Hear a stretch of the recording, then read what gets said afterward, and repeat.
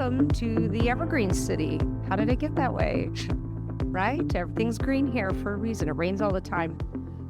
You know what they say about Seattle? It's like being married to someone truly beautiful who is sick much of the time. So I'm sure you'll get to experience her flip side over the rest of the weekend. I took a look at the weather forecast. But anyway, welcome. Really glad you're all here. So, carrying on some of these incredible themes and discussions that have been presented already, I want to approach each of you from your clinical perspectives. Do you have everything you need to treat your dry eye patients in your toolkit? I think that's a no. Right? We're begging for more. So do you wish you had more point-of-care diagnostics? I think that we definitely do not have everything we need to take care of our patients. And I think you name it right. It's not only the treatment, but also how we identify, which is where this big issue comes, right? Yeah. It's just not dry eye, like one of your patients said. I think we need to move in that direction. We need just not dry eye, but a first and a last name. Because we know that, dry eye, it's a big, and I'll mention this later, it's a big umbrella. We just put everything there. And all of you know this. So it's how we define that. And that will certainly help with what I'm dealing with and how to treat it. And to also educate patients. And James, you put it perfectly. We have all these conditions that are called dry eye. Patients go to the pharmacy, they see all these drops that we tell them to take, or other providers, by the way, you're right. And of course, confusion and poor compliance and no response is the result. So we need a first name and a last name. I love that. Or differentiate the Gen Zers into 3 different groups. Maybe that'll help. I always tell my patients it's dry is like a big circus tent. There's about 30 different animals in there, and the lights are off. Be careful where you put your hands. We need the power switch. We need to be able to turn the light on so we know which animal we're dealing with, and then name the baby or the monster, Godzilla in the crib, whatever this is. So the first name, last name too. Dr. Perez's point. I appreciate that. Thinking about diagnostics, and I know, Dr. Downey, you are doing some really exciting work about the metabolome, the secretome, the proteome, like beyond the genome that I know that Dr. Perez is involved in as well. Like, how does that interplay into the future of dry eye? What do you think that future looks like? Yeah, so my personal interest is in this diagnostic space. And so I'm a clinician scientist. I lead a laboratory at the University of Melbourne focused on the ocular surface. And kind of speaking to what has already been mentioned about multifactorial umbrella term, we've kind of been looking at it from the approach that we know that there is this loss of homeostasis of the tears, as in TFOS-2 definition. But there are many, many reasons that can be the case. And so one of the challenges is, first determining accurately that we don't have homeostasis, then trying to work out what's causing that loss of homeostasis. So really looking at the pathobiology. How can we determine for a given patient accurately and quickly what's driving their dry eye? And then also targeting the mechanism of action of drugs to that phenotype. And so trying to piece that all together.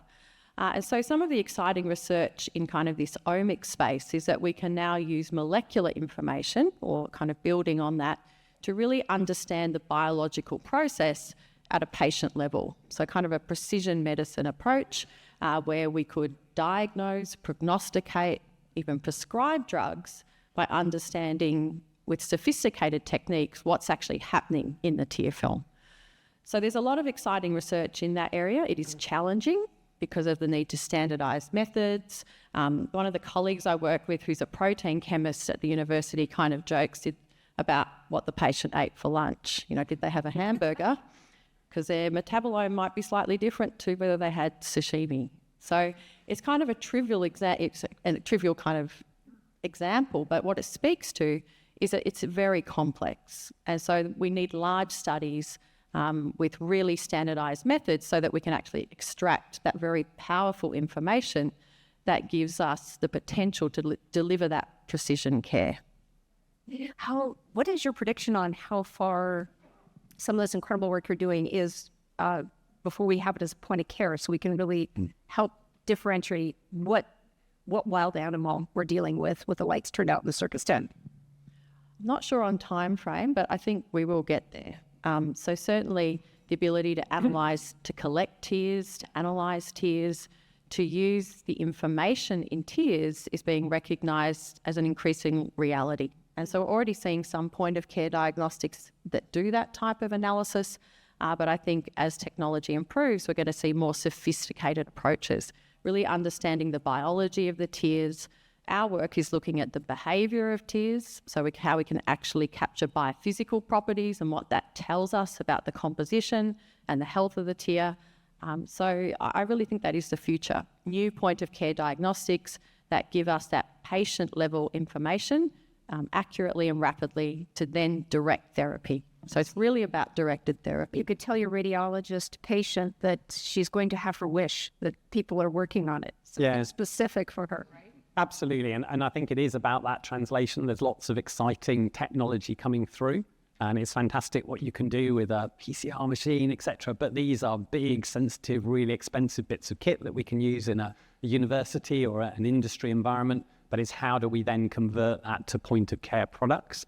Because that's where the real power is in terms of allowing the clinician to narrow down and pick the right treatment. But we are definitely seeing good strides in this area, but it is complex to do. I was just to be the resident contrarian. Guess. There we go. Okay. So just to be the resident contrarian, I come at this from a different perspective. I was an academic ophthalmologist for 15 plus years, and now I'm in an academic private practice. And just having seen, various technologies, various treatments come through, I think back to like macular degeneration. What is the one thing that unites macular degeneration, diabetic macular edema? It is permeability of the vasculature. And so really we didn't have anything to treat these patients prior to the introduction of the anti-VEGF treatment. So I guess the way that I look at it is, what is the one unifying thing within dry eye, and where is that blockbuster product going to be? I think that, I call this our nerdy approach, which that's what we are. I'm also a clinician scientist. That's a high compliment, though, right? And then, that's our job in a way, being in academia and trying to identify this. But, the really key point is how you take it to the practice. And that's up to you too, right? It's not just developing drugs, but also developing that diagnostic test that's going to help you identify your responders or your poor responders, how you do clinical trial, and how you understand that your drug actually works and that it makes a difference. So this is a field that a lot of companies they don't want to invest into diagnostic testing. They just want the drug to get approved and move forward. And I would say that's the first step why they fail, because we don't know the first and last name. And, in academia, we're not going to be able to develop this to a dumb technology that can be used by everyone. But we can develop and identify the right genes, the right cells, etc., that can open. It only takes one discovery to change the world. And I think that's we're a young specialty. We're not like glaucoma or retina has been there for many years. If we think about it, we were identified maybe in 2003 after restasis.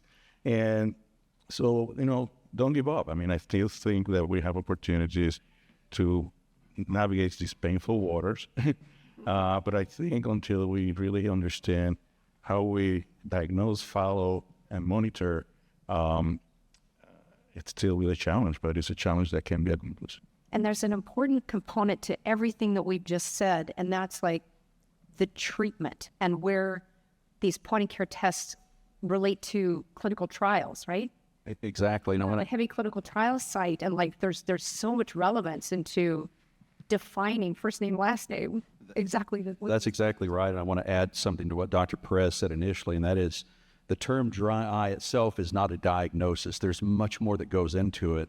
And I believe that too often, because I'm in the clinic every day and I'm around optometrists and ophthalmologists, that we all are guilty of oftentimes using the same generic treatment approach to our patients because we don't, frankly, have enough chair time to really do all the testing sometimes that's needed.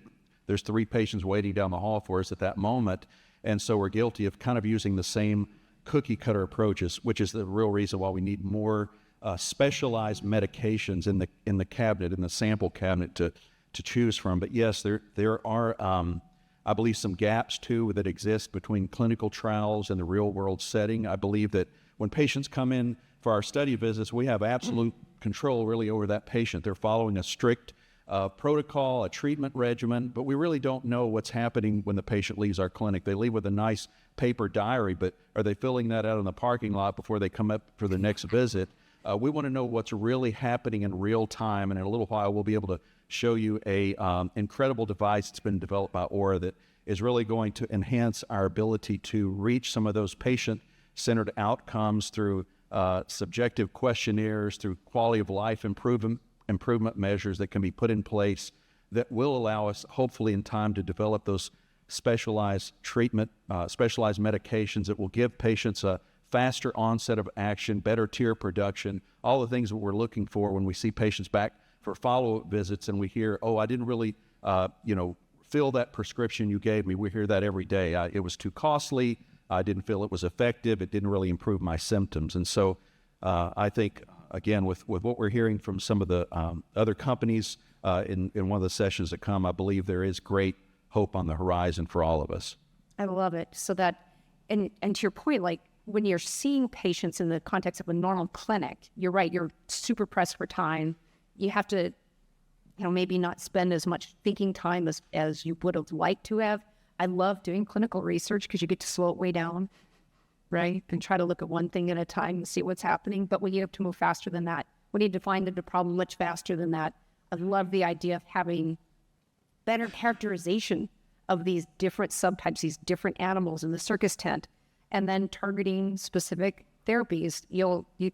Theoretically, this can be translated also into significant cost savings for clinical drug development, because if you've got a more sensitive and specific sign than Schirmer's, with a poor positive predictive value unless things are really bad, and you've got other things you can go off of to measure your treatment effect, you could do this with smaller number of patients, and that represents tremendous savings for study sponsors, pharmaceutical startups, seasoned startups, et cetera. So I'm looking forward to that piece. Anything else to add on that bridge? Because basically what we're talking about is from bench to bedside and back is what we're talking about, and how every little thread impacts the other part of the spider's web of this problem we're also engaged in trying to help figure out. The only thing I would add is that I think we need better metrics. I mean, that goes without saying, but I'm certain, myself, and I'm sure many on the panel have been involved in clinical trials with products that actually work, but they failed to meet the primary endpoint because our metrics simply weren't good enough to identify. Great drug, but not looking at the wrong target. Yeah. No, I agree with that. Yeah, and just speaking to that about the right population, I think what we're describing is, the opportunity to enrich a clinical trial population with those that are actually most likely to respond. Mm-hmm. And so we need better tools to first identify that subgroup, and then having that tool, like you say, we can have more precision on how we measure things. There'll be less variability, and so smaller trials. And so that will be a fast track as well to get the right novel therapies to the right patients. So I think the biomarker aspect is absolutely critical. And there's also an opportunity for diagnostics and therapeutics to kind of work hand in hand to really get the right things to patients. Yeah, and on the other side, then when that's on the market and prescribed, we can actually target the patients, so the drug gets a much better reputation because people who are prescribed it actually are the ones who are going to benefit from it, and likewise, they're the ones who are going to stay on it because it has an impact on them. So the win is all the way through if we can get this right. Truly, I'm so glad you brought that up, because as a clinician, when a new drug gets approved, we're all excited, we're deciding to try it, but what is human nature? To try it on your worst case, right? It may not necessarily be someone that they were looking for in the control within the clinical trial, and they may not perform as well and may not get the uptake and embracing that you would have liked to have seen that it deserves, frankly, that the drug deserves. And also the practitioners lose confidence in it because it's not actually helping the patients that they hoped it would do. And as you say, that worst case that you really, it should make a difference in this one. No, it's not. Well, do I prescribe it or don't I? Yeah. And then asking more questions about, well, why did it respond? And what do I need to understand here? And do I have some tools that can help me figure out which one of these patients would benefit most? Following Laura's point, really, at the end of the day, we're trying to homogenize our population of patients, right, for either the treatment or diagnosis. And of course, this disease is the most heterogeneous disease we can see. So goes under the umbrella. So it's thought to digest, right? It's how can we homogenize these diseases when we give them a first and a last name so we can really understand what is the mechanism of action, what are the potentials up-down signals that can be used. So I'm a strong believer on studying extreme diseases. So orphan indications, or for the indications for the disease that you're looking for, that your drug you think is going to work.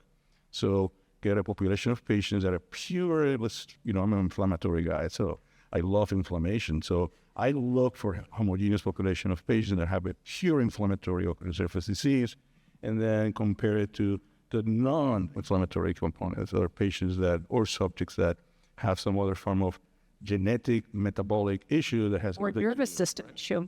And I think, you learn from those two extremes, and then you start figuring out where you're going to hit the spot in the heterogeneous population of patients. And that takes patience too. And of course, the market size might not be that big, but certainly will lead to discoveries that will open the field for other discoveries. So do you think if we're able to first name, last name, define these patients better, develop better clinical diagnostics during the clinical trials development process, more sensitive, more specific, more streamlined, do you think there's an appetite with the regulatory bodies that review the data and decide whether to approve a drug or not? Do you think they're open to patient-reported outcomes, to other metrics, updated metrics, something other than Schirmer's to measure clinical effect? How much do we need to support helping regulatory bodies understand the importance of accepting patient-reported outcomes and other metrics for looking at disease activity? Because, in the UK, it's you don't have a lot of these tools. True. And that's like, I admire you so much. You're like Teo of Despero. You're fighting with one hand behind your back all the time. I respect to that very much. But do you think there's movement amongst the regulatory bodies in changing how they approach these things and maybe streamlining it a bit and not always acceptance a bit more? Yeah, not always as fast as we'd like. And of course, it's been complicated in Europe with the UK coming out of Europe and stuff like that, and new bodies looking at stuff. But again, I think that's the power of consensus of an audience like this. Actually, if industry as a whole is getting behind some of these new metrics, it's much harder for regulators to ignore that. So again, instead of working in isolation and each going for our, you see it with things like PROs, each company developing their own, that's never going to work. What we need to do is actually develop one together, which will help us all move forward in terms of meeting those endpoints. Teamwork makes the dream work. It does indeed. And again, I think, it's really important that we get behind the diagnostics that are coming on board. How can we use those better in trials? And in the early days, we will probably have to do quite a few of them and see what, fits with our particular population. But that will help us to narrow down in future to say, these are the ones that I'm particularly targeting with my new mechanism. I would say yes, for sure. The regulatory agencies want to have measures that they can make a decision that is, very easy. Yeah, there's safety and efficacy. So it really is. Again, go back to our first point when we started, is the investment of developing those technologies. And of course, once you validate it and show that, it shows exactly what you're looking for, and maybe when you just need to step back, you're trying to maybe develop all these diagnostic tests that are too big to analyze. And, to Laura's point, you find maybe pockets where you can actually find that signal. And regulatory agencies would love to have diagnostic testing or endpoints that can be followed appropriately, safely, and that are relevant. So let's say as a team, as a community, with everybody leaning in together, digging the shoveling together, that we're able to make some traction and movement in the regulatory, streamlining more tools in the toolbox. At the end of the day, as a busy surgeon and a clinician surgeon that does a lot of surgeries, right? What are the main hurdles and obstacles in implementation of some of these streamlined, directed, specific potential therapeutics? I think as a surgeon on the diagnostic side, like MMP tests, osmolarity. I mean, the 2017 ASCRS survey showed less than 10% of ophthalmologists are utilizing those tests. So it's just a non-starter for, a busy surgeon to go. What's your guess as to why that is? I think, I have my opinions, but I probably shouldn't say that. I think it's time. I think it's inter-test variability. And what do you do with the information? That's the other issue.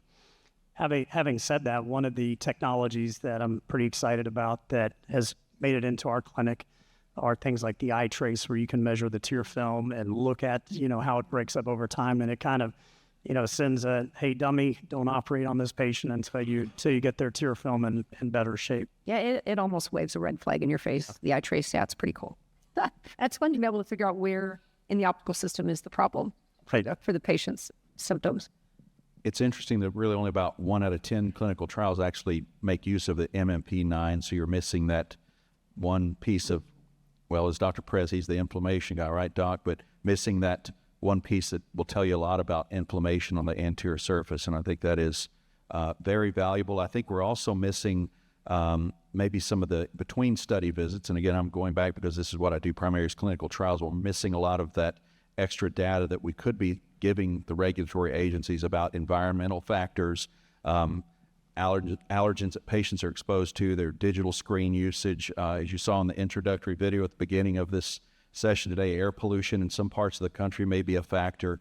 But I believe with the digital tools that we're going to begin now using in future trials in the months and years ahead, we'll be able to deliver some real-world data that we've never had access to before, that will be capturing from patients with some of the handheld devices. Who knows, maybe someday even a device that can be worn by our patients to track some of these factors as well.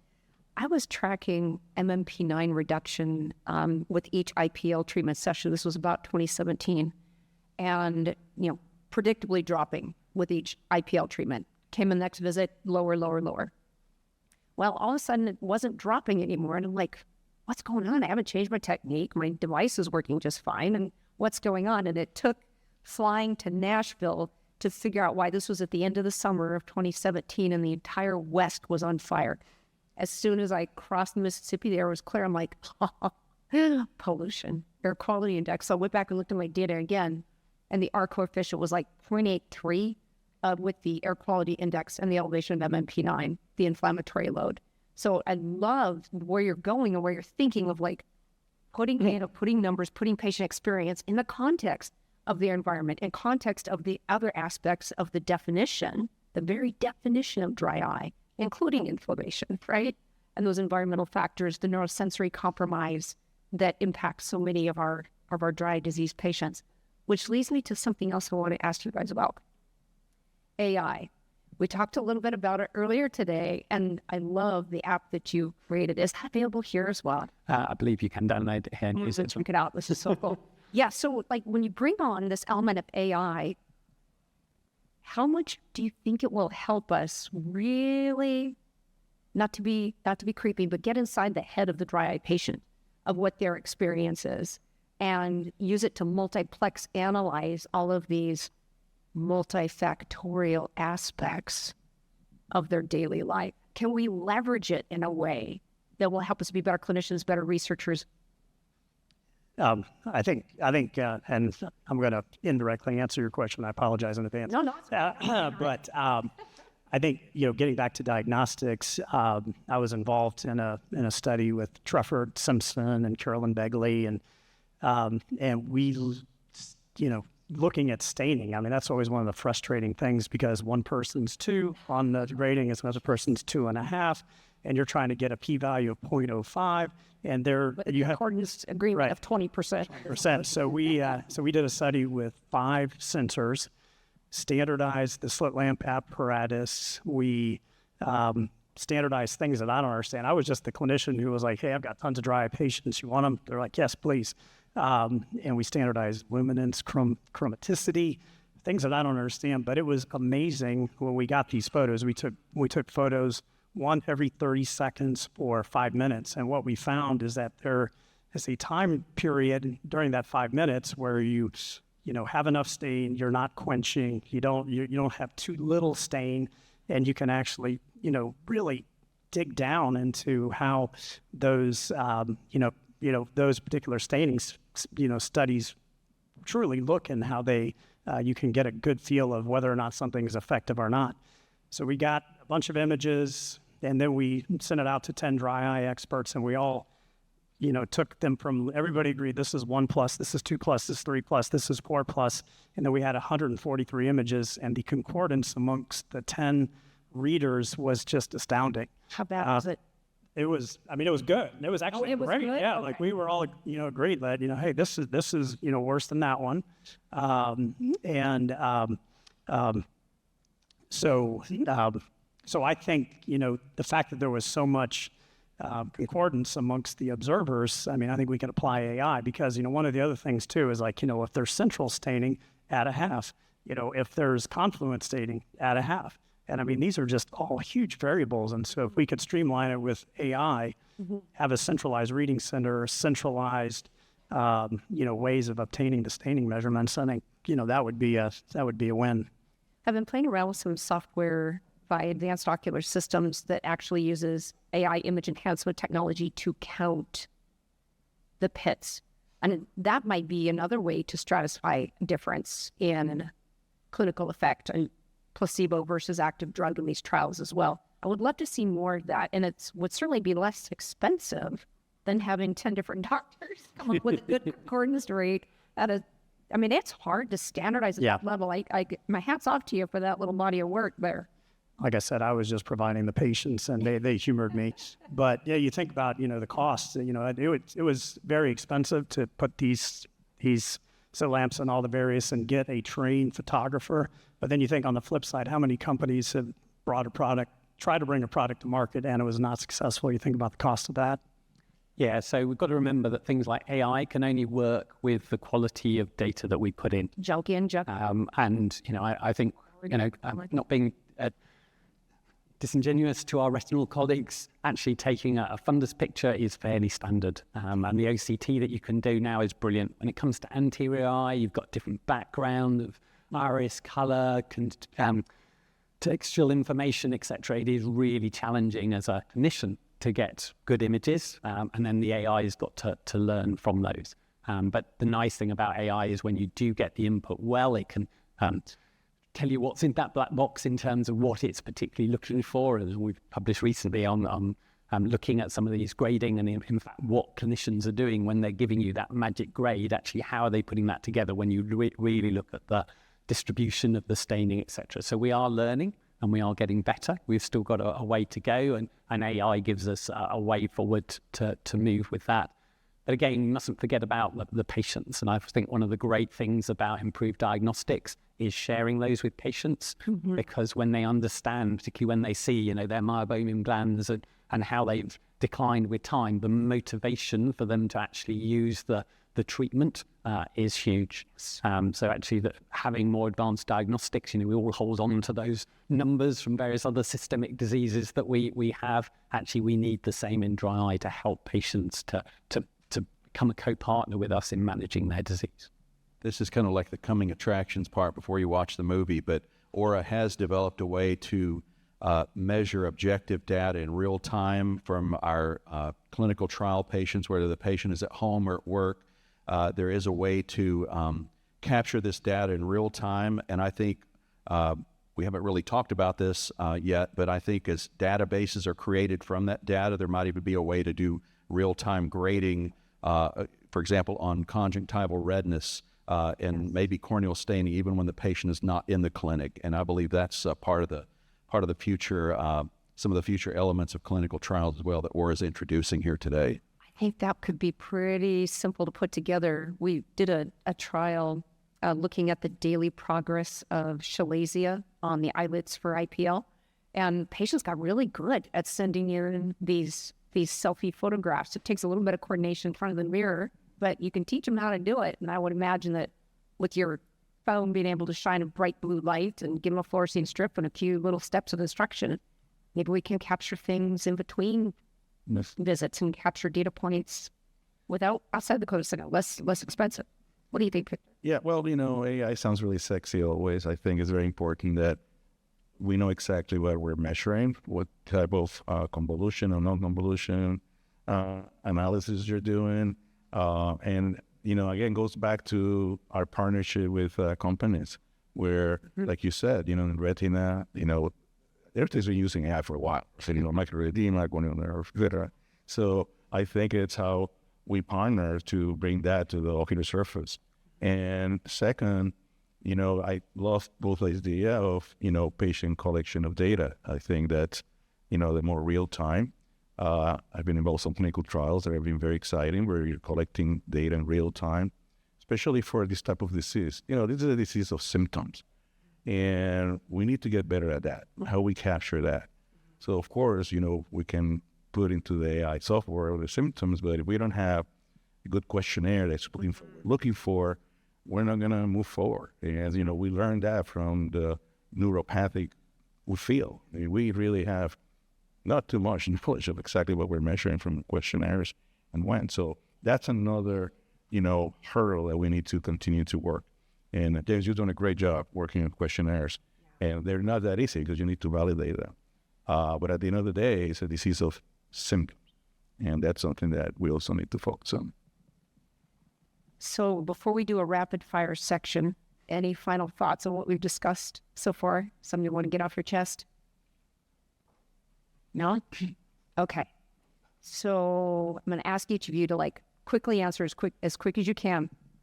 What do you wish you had in your tool bag, your clinical treatment tool bag now in your dry eye clinic? What's the one thing you wish you had? Dr. Wilson?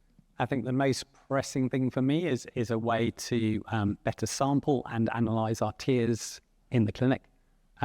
Because again, there's a wealth of information there in theory, because the tear film, the blood vessels leak into it. It should be as diagnostic as blood, but we just don't have those measures at the moment. So that would be my top priority amongst many. I would say something that works quickly and it works for just about everybody.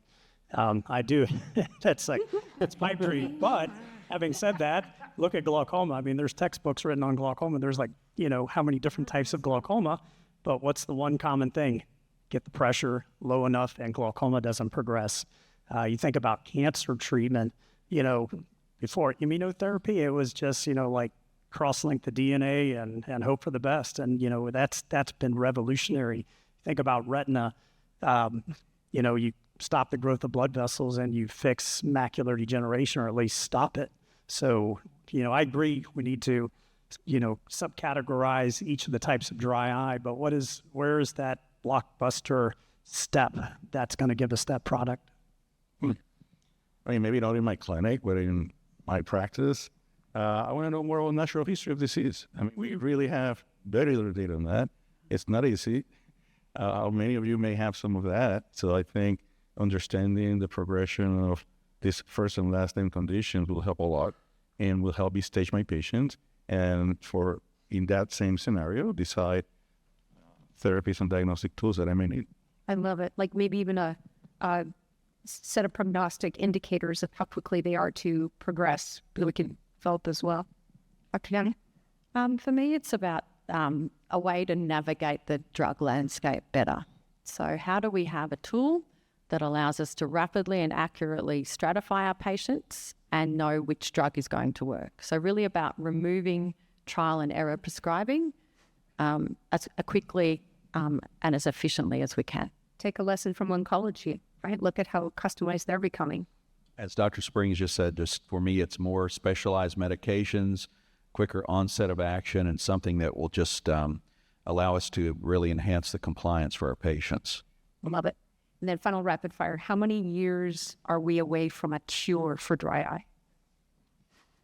I don't think we'll ever have a total cure. I agree with that. Yep. I agree. I think we are far from it. This, as Victor was saying, we are clearly in the infancy of this. I mean, we may be far, but in the short term, I think we can do better.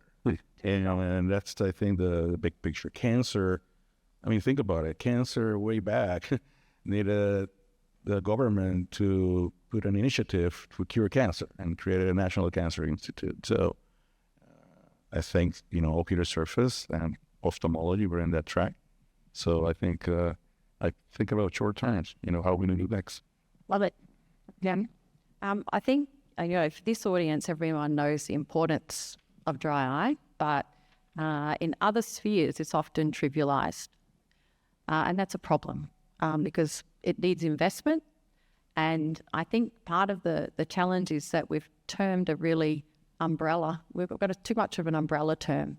So we'll probably have cures, I reckon, for subtypes of the condition.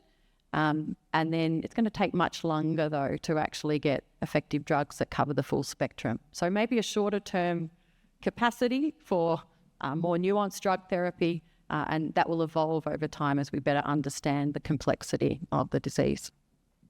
Well, there are a lot of those great medications, I believe, already in development now. You're going to hear about that in a few minutes from what I understand. But I believe that, we're using some of them already in Memphis and some of the trials and companies that are represented here today. So hopefully sooner than later, maybe one of those already exists.